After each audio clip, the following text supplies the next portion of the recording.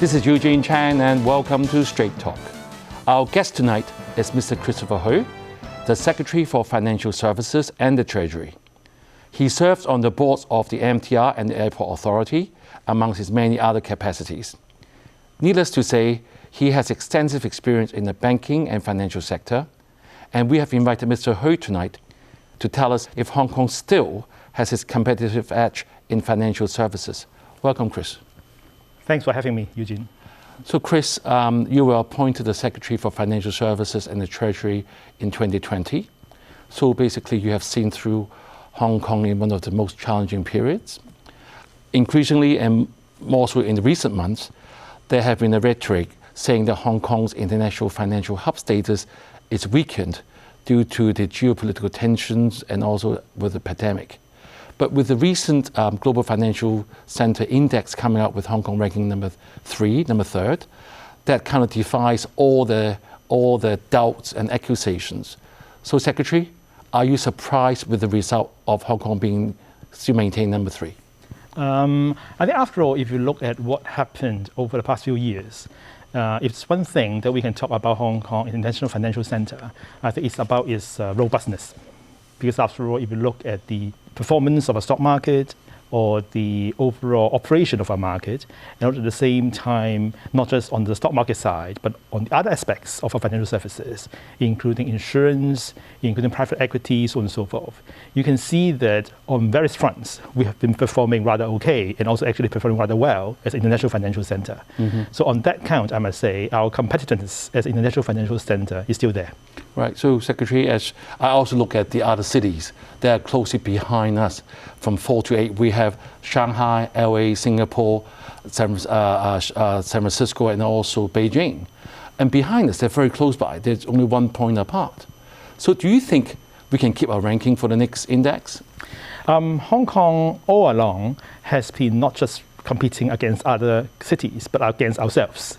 Because after all, if you look at our role in the International Financial Center, basically we are an intermediary, try to pull together investors who are interested in investing in this part of the world, and also issuers who need money to further expansion.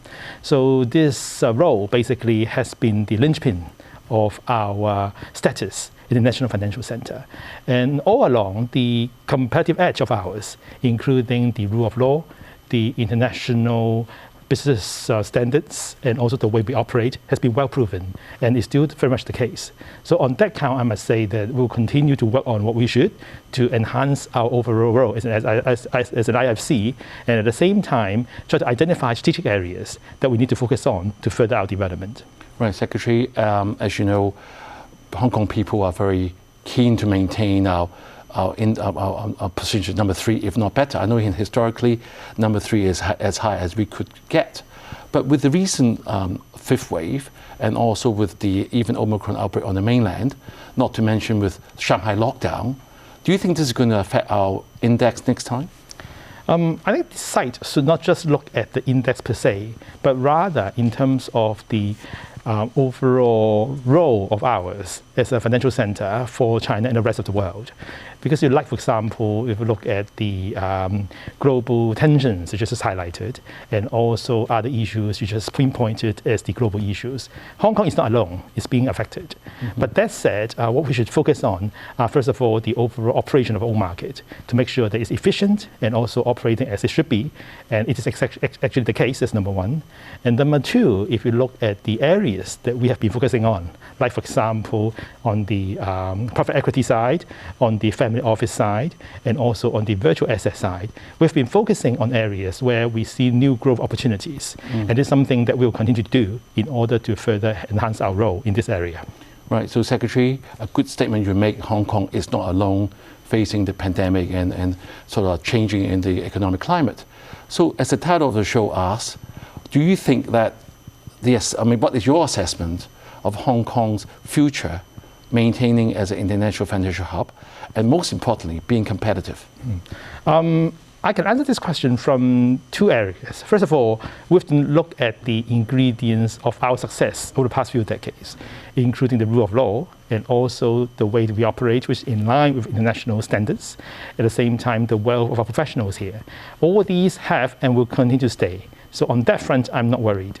And the second aspect I want to focus on is not just on the fundamentals, but in terms of how well we will to be able to grasp these new opportunities, like, for example, on ESG, on fintech, and also family office, virtual assets, as I just highlighted. And that's why the government has been focusing on these areas and also look into ways that we can further enhance our competitiveness in these areas. So in short, you are confident Yes. you'll maintain to be competitive? Yeah.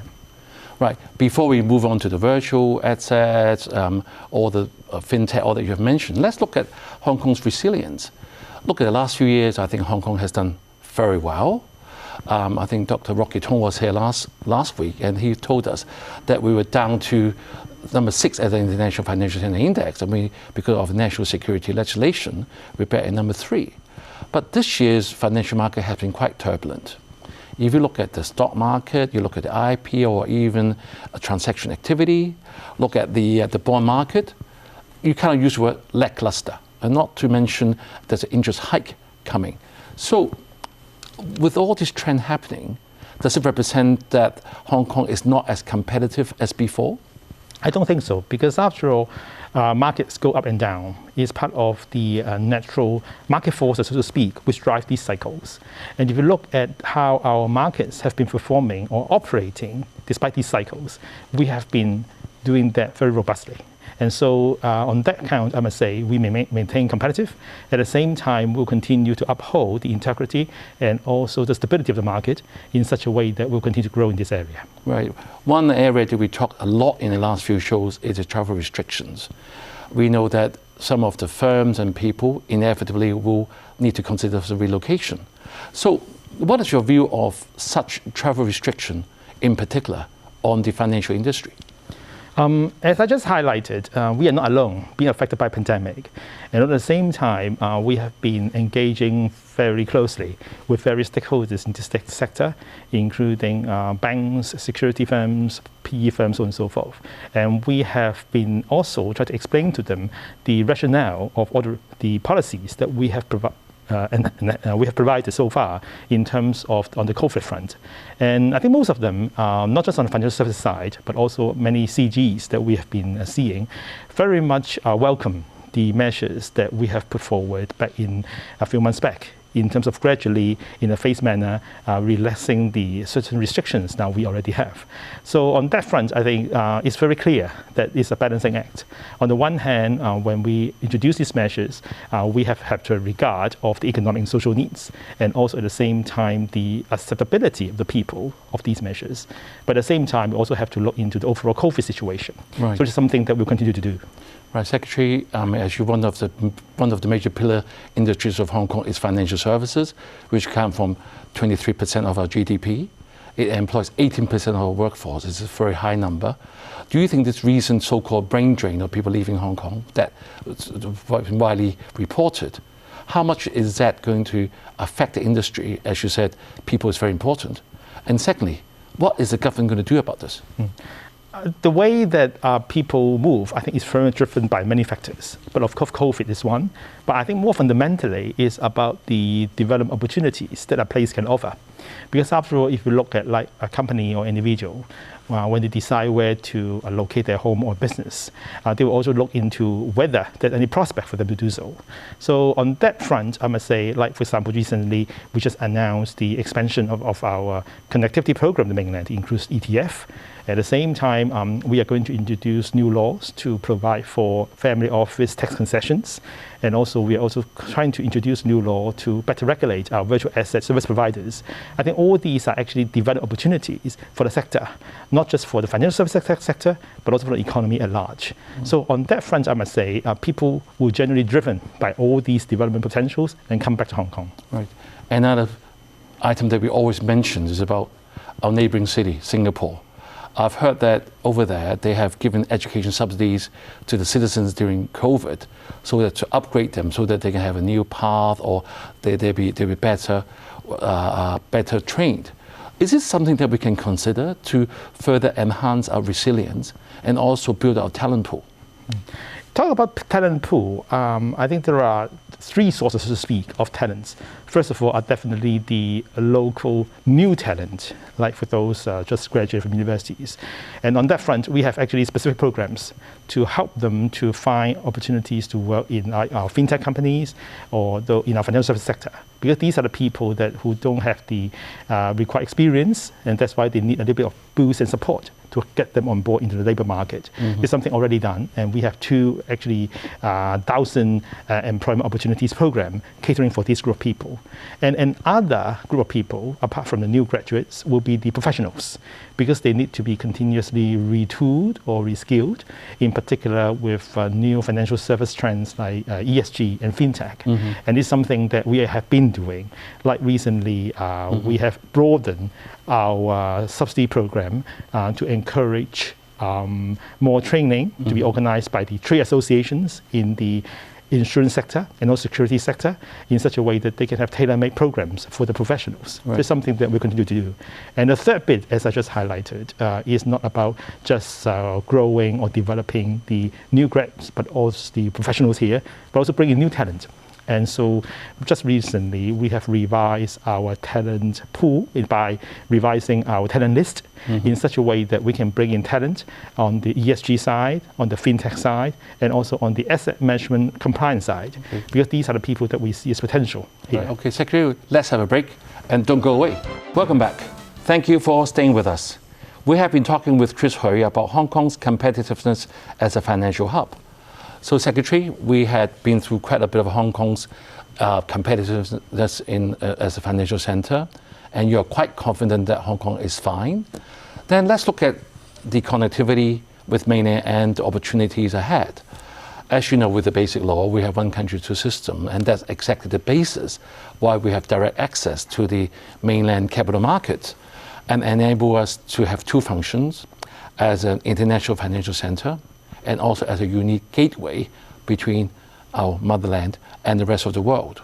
So I believe you have two Connect schemes running. One is called the Southbound Trading or Bond Connect and the Cross-Boundary Wealth Management Connect. So can you give us a very brief update on how they have been doing? In fact, we have more than two, but actually three, if not more, Connect programs with the mainland. And number one is definitely the Stock Connect to start with the Shenzhen and Shanghai. And at the same time, we have broadened that to include a Bond Connect. At the same time, just very recently, last year, we have the Wealth Management Connect. Basically, is focusing on the individuals in terms of allowing them to invest in the bank's products cross-boundary.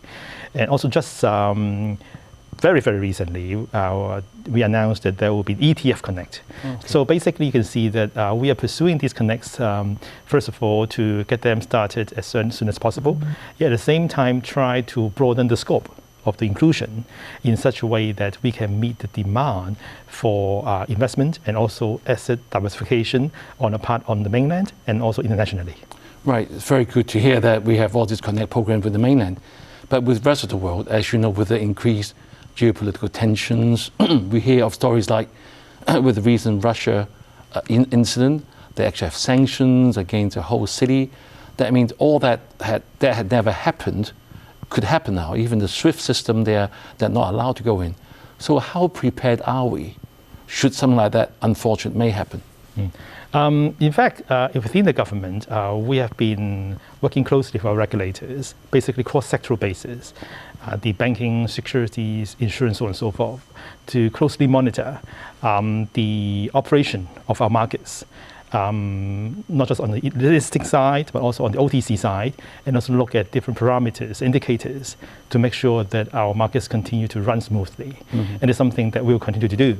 And at the same time, I would say, when you cast the sight a little bit further, even though there are these short-term issues or immediate-term issues, but if you look at the source of growth globally, definitely it will be Asia and also China.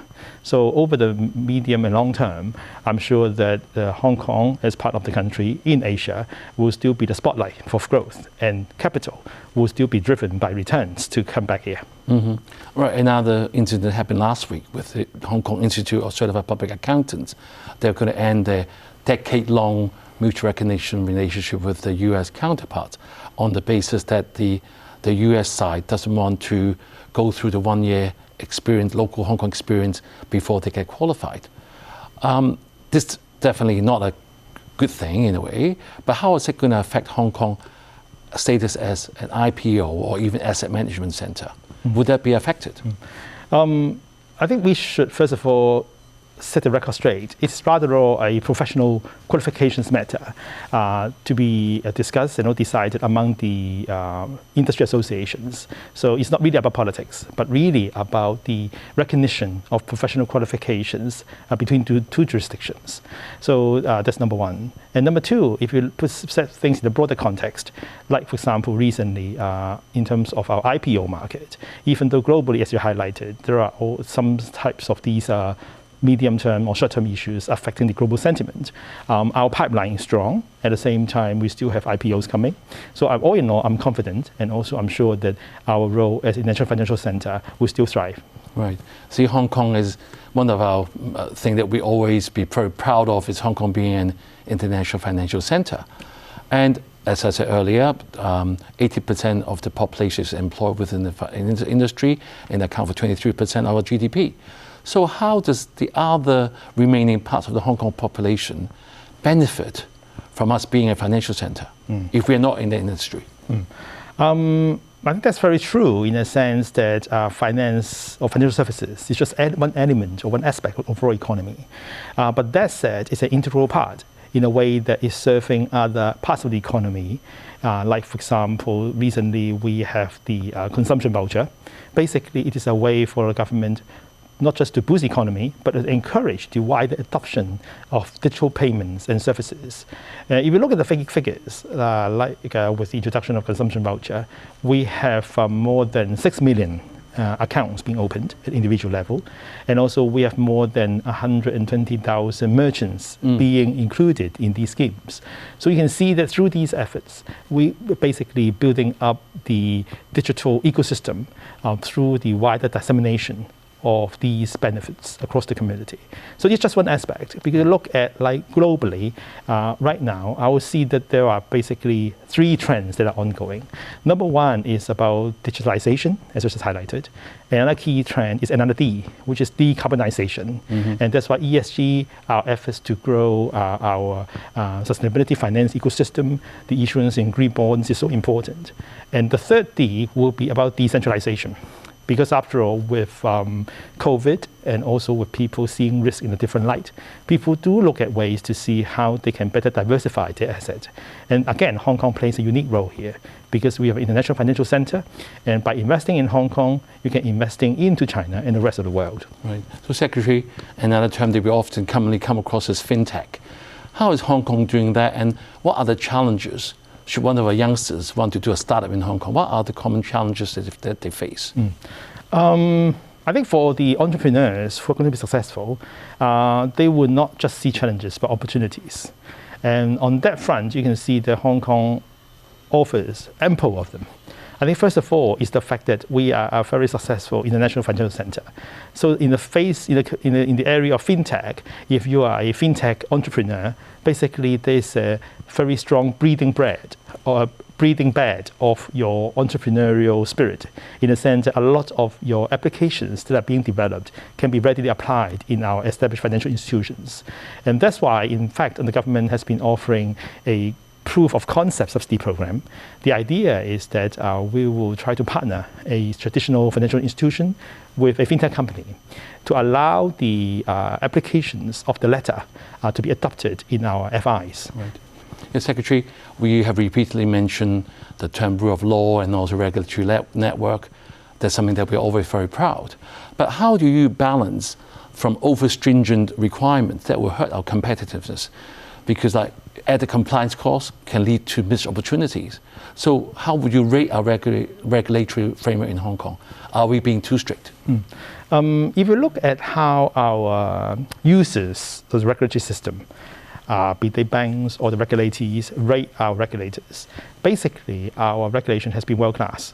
And it has also been not just recognized locally, but also globally in various reviews that have been conducted internationally about the robustness of financial system. So on that front, basically the quality of a financial regulation is one of the key drivers or the key basis for Hong Kong to continue to grow in the national financial center. So of course, we need to continue to identify areas that we need to improve it, and that's why we have a number of legislations such as highlighted, including the virtual asset service providers legislation that are ongoing.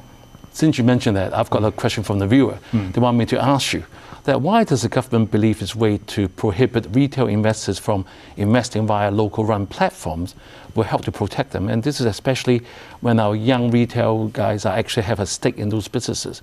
Do you think we are being too strict and driving the businesses away? After all, if you look at fintech or virtual asset in particular, it is an evolving landscape. So after all, what we try to put together is a regulatory framework in such a way that we continue to perfect it and also evolve it with the market.